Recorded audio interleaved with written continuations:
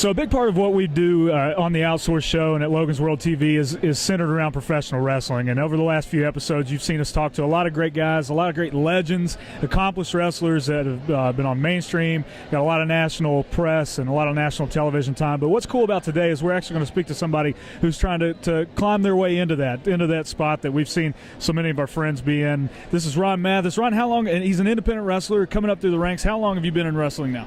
I've started training, I think, about 8 years ago, and I've been working regularly ever since then, every weekend. All right, cool. And you're out of Ohio? Yes, sir. Yes, sir. I'm from Chillicothe. I was trained in Cincinnati. Okay. And how'd you get your start?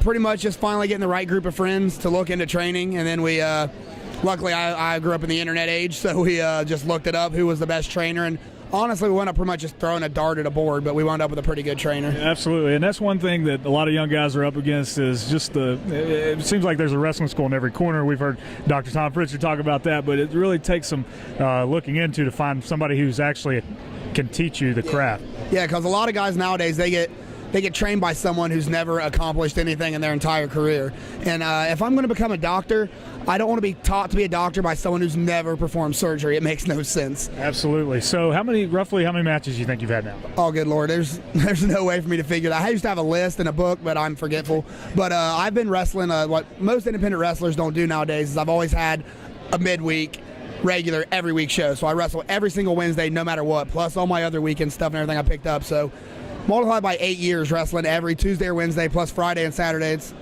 I don't know, not as many as Brian Logan, but it's a lot. Well, that would be hard to top.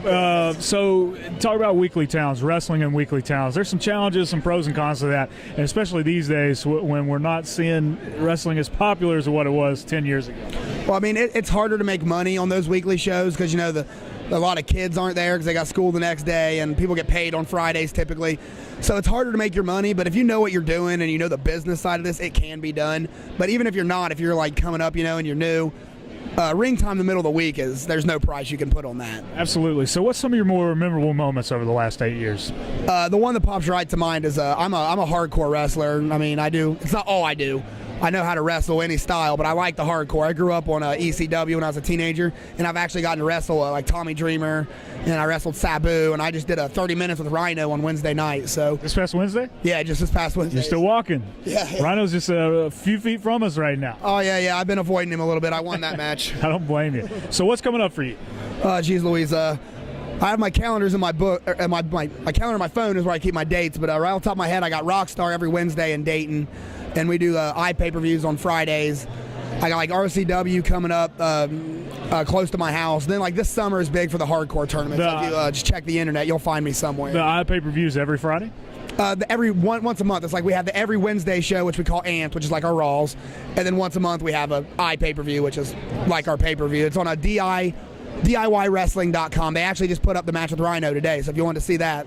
Absolutely. We'll throw that up on the screen for everybody to check out. So is there anything, I know you got the events you're talking about, but any matches or anything that stick out to you coming up that you're really excited about?